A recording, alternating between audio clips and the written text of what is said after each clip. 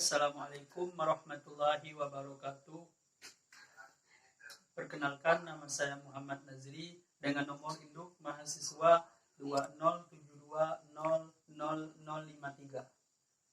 Saya berasal dari kelas 3B Tadris Biologi, Fakultas Tarbiyah dan Keguruan, Universitas Islam Negeri Sultan Toha Saifuddin Jambi. Baiklah, di sini saya membuat video untuk memenuhi tugas UAS Anatomi Tumbuhan dengan dosen pengampu Ibu Tri Susanti, SSI, MSI. Baiklah, di video saya ini saya akan menjelaskan materi tentang sel. Untuk mengetahui lebih lanjut video saya ini, yuk simak video saya berikut ini. Sel merupakan unit terkecil dari makhluk hidup.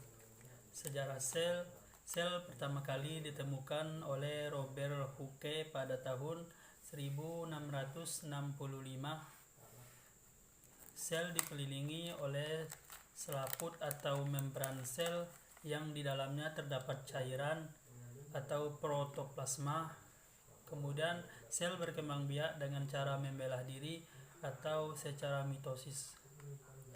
Kemudian fungsi salah satunya yaitu untuk metabolisme dan komunikasi sel. Tahukah kamu, sel termasuk materi terkecil yang ada di dalam tubuh.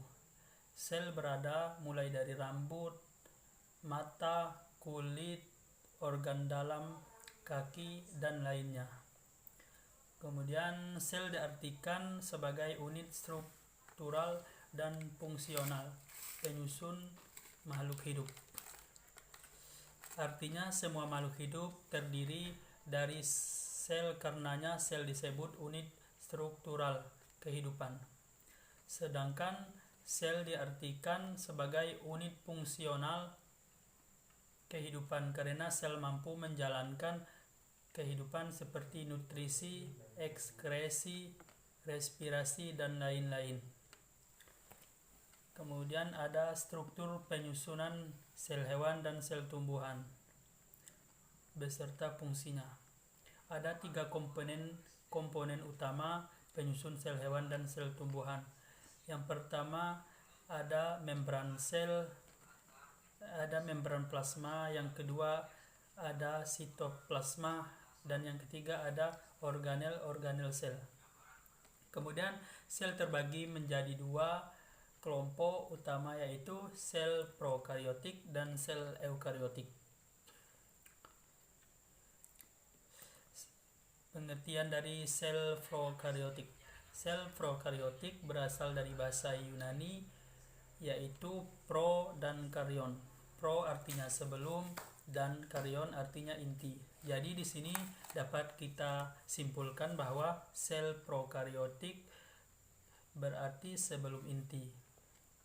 Kemudian adapun ciri-ciri dari sel prokariotik sendiri, yaitu memiliki membran plasma, memiliki sitoplasma, tidak memiliki membran inti, dan sistem endomembran.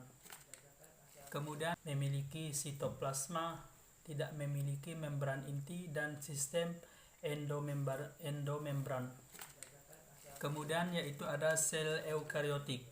Sel eukariotik termasuk golongan yang memiliki struktur lebih maju, yaitu sama dengan sel tumbuhan dan binatang. Eukariotik sebagai kelompok organisme yang sel-selnya mengandung nukleus dan dikelilingi oleh membran nukleus. Kemudian ada membran sel. Membran sel merupakan batas antara lingkungan luar dengan bagian dalam sel.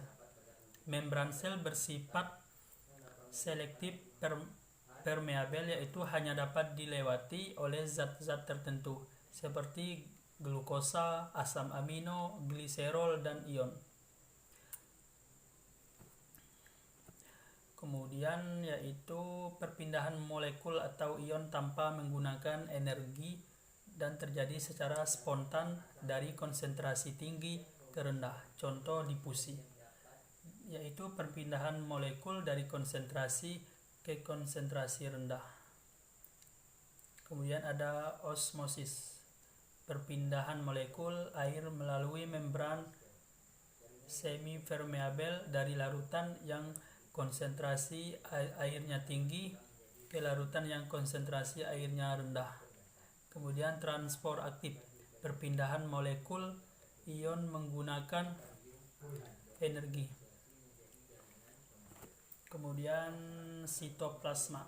Sitoplasma merupakan cairan yang mengisi sel yang mengandung berbagai zat yang koloid. Fungsi kehidupan utamanya berlangsung di sitoplasma. Di dalam sitoplasma terdapat organel-organel yang melayang-layang dalam cairan kental. Kemudian ada inti sel atau nukleus.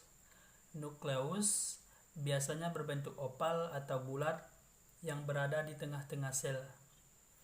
Di dalam inti sel atau nukleus terdapat nukleolus dan benang kromosom.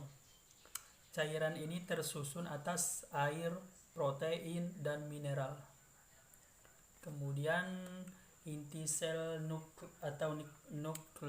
nukleus diselubungi oleh membran luar dan dalam yang terdiri atas nukleoplasma dan kromosom. Nukleus berfungsi sebagai pusat pengatur kegiatan sel. Mungkin hanya itulah yang dapat saya sampaikan. Kurang dan lebihnya saya mohon maaf. Wallahul muwaffiq ila aqwamit thoriq. Wassalamualaikum warahmatullahi wabarakatuh.